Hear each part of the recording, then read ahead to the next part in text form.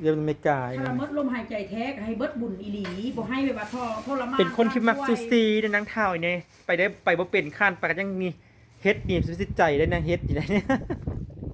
เฮ็ดต้องได้ซอยเองตลอดได้ถึงเจ็บโซ่ขนาดไหนก็ต้องได้ซอยเองในเฮ็ดได้ เห็นหุ่งอีบ่ เห็น เป็นคนที่มักซอยเฮ็ดนะ ตัวเองนะมันเป็นเบาหวานนะ เนาะ เด้บ่ซูซี่ซูซีมันน่ะซูซีได้เนี่ยเห็นบ่ แว่นตากับวัวมา ไม่เท่าอีหยังนะฮะเช่นกินแมลงนี่ แกงเห็ด แกงเฮ็ดจะบอกเอาเฮ็ดนี่เฮ็ดแกงได้จะบอกอันนี้เฮ็ดลังโนมนี่นะ อันนี้นึ่งเอาแกงเห็ เฮ็ ด ดนางรมบ่นี่ ให้มันเอ้ยเฟือง แม่นวะ บ่ บ่แล้วเห็ดนางรมแล้วเห็ด ใส่เฮ็ดเฟืองนี่หวา เออ น้ำเท้ายากหวาน้ำเท้าจะแกงกินหวา กิน แอน้อยเนาะแอน้อยอยากเฮ็ดเนาะ มีข่าวเนาะ มีบ่แซ่บมีครับบ่เอา โอ้ มันเป็นใบบานๆนะ ใบบ้านๆอะไรมันแซ่บโอ้ย บ่ใบบานๆยาวๆ